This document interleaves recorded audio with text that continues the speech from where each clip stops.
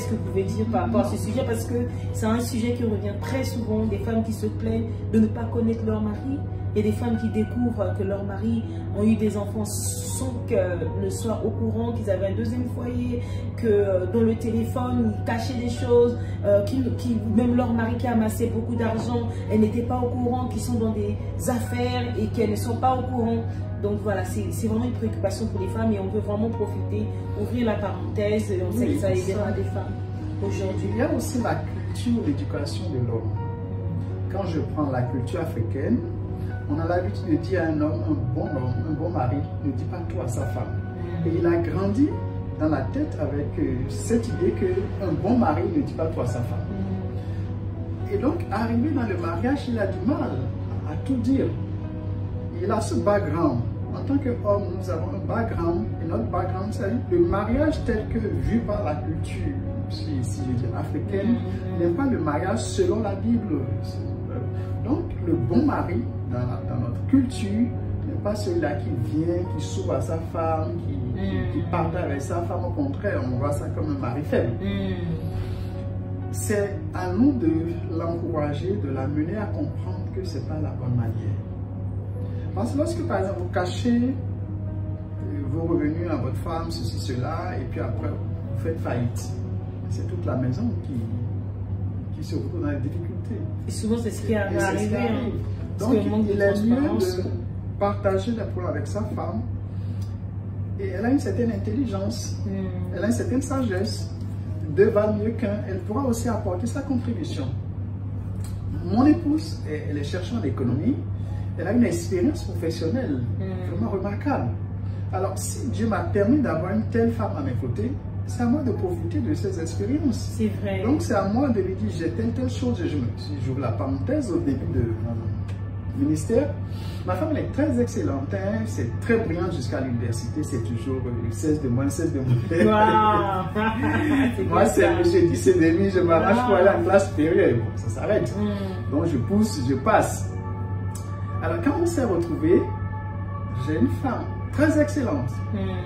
Donc, je me suis dit, il faut que je profite. Profiter, c'est quoi? Qu'est-ce que tu prends de ça? Qu'est-ce que ceci? J'ai voulu être excellent aussi. Et ça m'a permis d'arriver à un certain niveau. Donc, la femme que vous avez, dans certains domaines, elle a vraiment des qualités. Pourquoi ne pas profiter? Exactement. Pourquoi ne pas profiter? Ils sont trop orgueilleux. Quand moi, je fais une lettre, il y a peut-être 4-5 fautes dedans. Pourquoi ne pas remettre ça à ma femme? Demander à ma femme, corrige-moi ça s'il te plaît. Exactement. Et puis, hop, il n'y a pas de faute. Et quand ça sort, on m'applaudit, c'est moi qui tire. Mais c'est ça le mariage. C'est ça le mariage, on est complémentaires, comme on disait tout à l'heure. Donc, Dieu nous met ensemble parce qu'il sait que tu as quelque chose que l'autre n'a pas. Exactement. Et c'est comme ça, en fait. Et j'ai beaucoup aimé l'exemple d'exceller parce que c'est ça, en fait, comme on dit, le faire aiguise le faire. C'est important, en fait, d'être...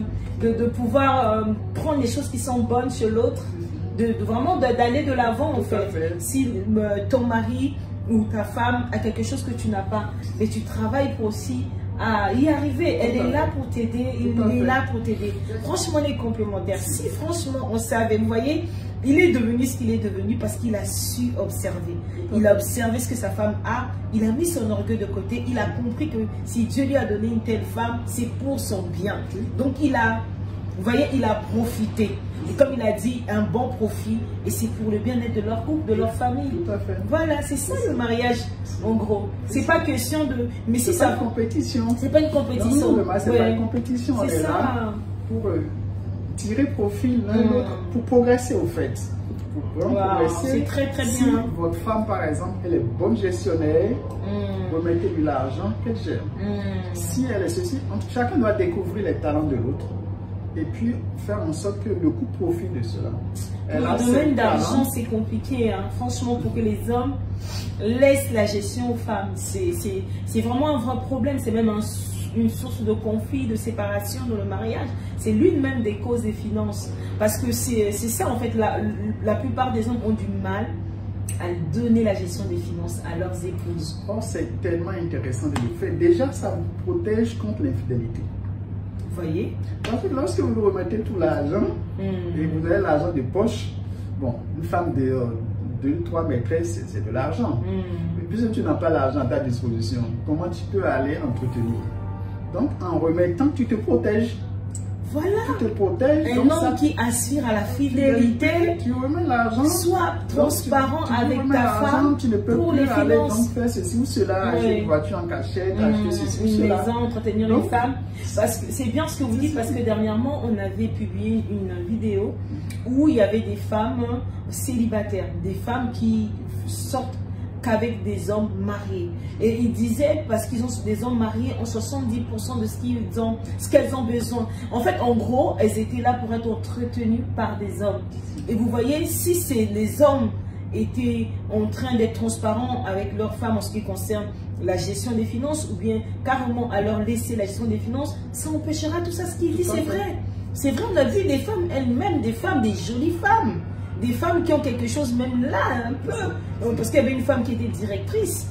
Mais elle, son but, c'est de continuer à avoir des relations intimes, avoir des relations avec des hommes qui sont bien mariés. Donc c'est important, vous voyez, si vous vous souvenez de cette vidéo, marquez dans les commentaires. Voilà, les chers maris, pour le bien-être de votre couple, donnez la gestion des finances à vos femmes. Il a dit, hein, si elle gère bien. C'est pas parce que c'est pas que si une femme gère mal que vous puissiez lui donner, voilà, cette responsabilité. C'est pas ça. Il faut discerner. Il faut discerner. Et moi, j'aimerais vraiment dire aux femmes également, je vais profiter parce que avant de vous marier, comment était l'état des finances de votre mari, celui qui est devenu votre mari? Et l'état des finances aussi de votre femme. Là, je parle aux chers hommes d'honneur. C'est ça, en fait. Lorsque vous étiez célibataire, elle en était où? Et vous-même, vous en étiez où? C'est ça, c'est là où ça va détecter. Si elle était célibataire et gérait bien, donc dans le foyer, elle va aussi bien gérer. Donc, c'est vice-versa. Donc, ça, c'est une clé qu'on vous donne pour savoir qui peut bien gérer vos finances dans votre foyer. OK? Dans tous les cas, le fait de partager la gestion, pour ne pas remettre tout à votre femme, mais le fait de gérer ensemble tout au moins, ça vous protège contre beaucoup de déviations. Et c'est votre intérêt. Donc il vaut mieux partager, discuter avec votre femme, qu'elle sache combien vous gagnez, etc. L'autre avantage, c'est que si votre mari sait que vous gagnez, supposons 1000 €, elle ne va pas vous demander de lui acheter un avion, puisqu'elle sait que vous gagnez 1000 €. Mais lorsqu'elle ne sait pas combien vous gagnez, elle peut imaginer que vous gagnez 10 000 €, elle va présenter des besoins que vous ne pouvez pas. Donc, elle ne peut que vous demander en fonction de ce qu'elle sait que vous gagnez. Et c'est pour ça qu'il vaut mieux être transparent. Ah, je gagne 1000 €, je gagne 2000 €. Et en fonction, on gère. Mais si vous la laissez vous faites croire que, bon, etc., ou bien dans les devinettes, ben, elle peut imaginer que vous gagnez 10 000 €. Elle va vous présenter des besoins, vous n'allez pas pouvoir répondre et elle va se fâcher. Je t'ai dit de m'acheter une voiture, je t'ai dit de me faire ceci, tu ne m'as pas fait. Parce qu'elle imagine. Mais si vous expliquez. C'est bien ça aussi, cet exemple. Je pense si vous expliquez, voici. Mais elle ne va pas vous demander des choses qui dépassent la plus belle fille au monde d'or que ce qu'elle a. Donc c'est aussi un avantage à expliquer, à dire à peu près ce que vous gagnez. Ça évite des demandes qui dépassent votre... C'est bien, c'est à noter également. Donc il y a beaucoup d'avantages à être transparent, ça vous protège contre l'infidélité, ça vous protège contre des demandes qui dépassent votre budget, etc. etc. Super, c'est noté. C'est noté, merci beaucoup. On va passer, parce qu'il ne reste plus beaucoup de temps, on va passer à une question, mais là vous allez répondre en une phrase. En fait, la plupart des hommes pensent que le fait d'avoir épousé une femme suffit pour qu'elle soit heureuse. Ils se disent, je l'ai mis la bague au doigt, il y a eu plusieurs femmes, c'est elle que j'ai choisie. Ben, en fait, je l'aime, et donc ça suffit. Alors, est-ce que vous êtes du même avis que ces hommes-là qui pensent comme ça? Non, non, pas du tout, ça ne suffit pas. C'est le point de départ. Tu l'as mariée, mais il faut chercher à la connaître ses besoins et voir comment répondre à cela. De telle sorte que 5 ans, 10 ans après, tu dis heureusement que tu es là. Heureusement. Parce qu'aujourd'hui, mon caractère a changé, aujourd'hui ceci ou cela. Donc ce n'est pas le simple fait de se marier, de l'amener à la mairie, comme si en réalité, cette mariée j'étais tellement faible d'honneur. Non, on ne rend pas service à la femme au fait en l'amenant à la mairie. Ah bon? Non, on ne rend pas service, on se rend service. Ah bon? On Vous se rend voyez service. Parce que c'est difficile de manière générale. C'est difficile à un homme, même quand, prenez un couple, lorsque le mari meurt, la femme arrive à se gérer dans le veuvage plus facilement, surtout si elle a un peu d'argent. Mais un homme qui perd sa femme, il a du mal à se gérer. L'homme a du mal à être équilibré sans la femme. La femme a plus de facilité à célibataire que l'homme. Vous avez entendu ça?